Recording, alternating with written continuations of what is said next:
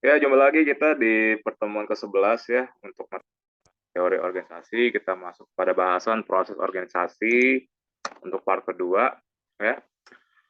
Proses organisasi adalah dua aspek utama struktur organisasi adalah pembagian kerja dan desentralisasi. Pembagian kerja merupakan pemecahan suatu tugas kerja sehingga setiap anggota dalam organisasi bertanggung jawab dan melaksanakan seperangkat aktivitas yang terbatas dan bukan keseluruhan tugas. Sedangkan departementalisasi adalah pengelompokan aktivitas pekerjaan sehingga aktivitas dan hubungan yang serupa dan logis dapat diselenggarakan secara serempak. Departementalisasi membentuk format suatu organisasi seperti telah dideskripsikan dalam bagian organisasi. Dalam struktur organisasi, tujuan utama dua aspek penting di atas adalah untuk memudahkan proses komunikasi, pengambilan keputusan, evaluasi kerja, imbalan sosialisasi, dan karier. Proses pengambilan keputusan. Dalam proses pengambilan keputusan, ada beberapa metode yang sering digunakan oleh para pemimpin, yaitu kewenangan tanpa diskusi, authority without discussion.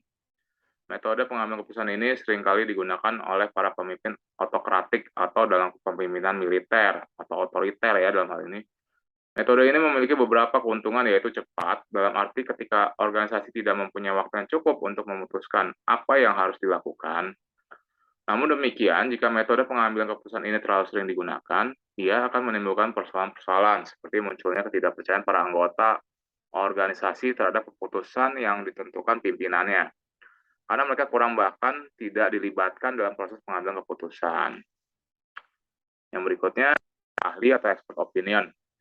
Seorang anggota organisasi terkadang oleh anggota lainnya diberi predikat sebagai ahli atau expert, sehingga memungkinkannya memiliki kekuatan dan kekuasaan untuk membuat keputusan. Ya, keputusan ini diambil karena mereka itu ahli ya, diberi predikat atau dicap sebagai seorang ahli. Nah, sebagai orang ahli ini tidak akan mungkin bisa kita peroleh tanpa adanya sesuatu yang kita entah itu baik itu pengetahuan maupun pengalaman, ya jam terbang tinggi, seperti itu.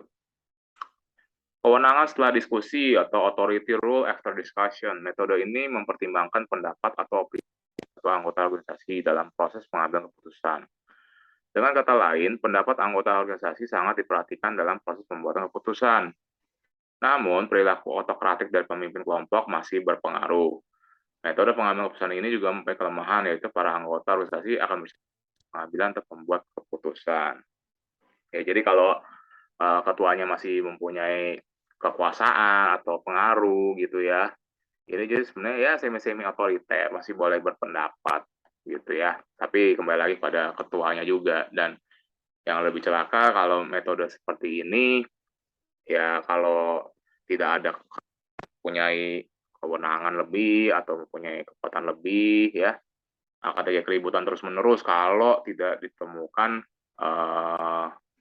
pendapat atau jalan yang lebih dominan gitu. Misalnya kita ngambil voting tapi votingnya terus-terusan imbang terus gitu kan. Nah, itu juga gitu.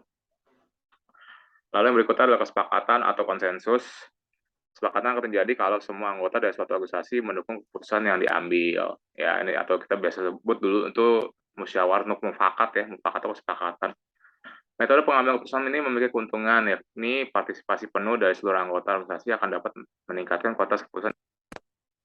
Selain itu, metode konsensus sangat penting, khusus yang berhubungan dengan persoalan-persoalan yang kritis dan kompleks. Namun demikian, metode ini membutuhkan waktu yang relatif lebih banyak dan lebih lama. Sehingga metode ini tidak cocok untuk digunakan dalam keadaan mendesak atau darurat. Ya, karena memang dalam setiap keadaan tidak bisa lah ya kita selalu mengatakan kita harus sepakat dalam ini. Belum lagi kalau banyak orang yang nggak sepakat, bahkan akan terus-terusan gitu ya, mengambil keputusannya. Akan susah juga gitu loh. Proses evaluasi prestasi. Proses evaluasi prestasi di dalam organisasi menunjukkan bahwa prestasi individu, kelompok, dan organisasi merupakan suatu hasil yang bergantung dari perilaku organisasi. Struktur dan proses sistem yang diterapkan evaluasi prestasi memiliki tujuan seperti penentuan imbalan, baik itu upah, promosi, dan alih tugas. Identifikasi kebutuhan akan pelatihan atau training dan lain-lain dalam melakukan pengevaluasian sebaiknya diperhatikan hal-hal sebagai berikut. Maksud dan evaluasi kerja. Apa yang akan dievaluasi? Siapa yang seharusnya dievaluasi? Bagaimana metodenya? Masalah potensial. bagaimana mengatasi masalahnya. Proses sosialisasi dan karir. Proses sosialisasi adalah suatu proses di mana kita dapat bergaul dalam suatu komunitas tertentu. Maka disitulah proses sosialisasi akan terjadi. Sedangkan karir adalah suatu deretan posisi yang diduduki oleh seseorang selama perjalanan usianya. Individu memasuki organisasi untuk tujuan karir pribadi mereka. Organisasi mempekerjakan individu-individu untuk melaksanakan pekerjaan tertentu, yaitu pekerjaan menurut struktur organisasi itu. Jadi, kepentingan individu dan organisasi serta tujuannya harus disesuaikan jika keduanya ingin efektif. Pengembangan karir dan sosialisasi adalah dua aktivitas yang saling berkaitan yang memberikan dampak pada prestasi, baik prestasi organisasi maupun prestasi individu. Ya, teman-teman, untuk pemaparan pertemuan sebelah sini, sekilas sampai situ dulu. Untuk berikutnya teman-teman bisa membaca juga sendiri, dan jika ada yang tidak mengerti atau ada yang ingin dibahas, silakan japri saya ya untuk kita lakukan diskusi. Terima kasih teman-teman. Selamat siang.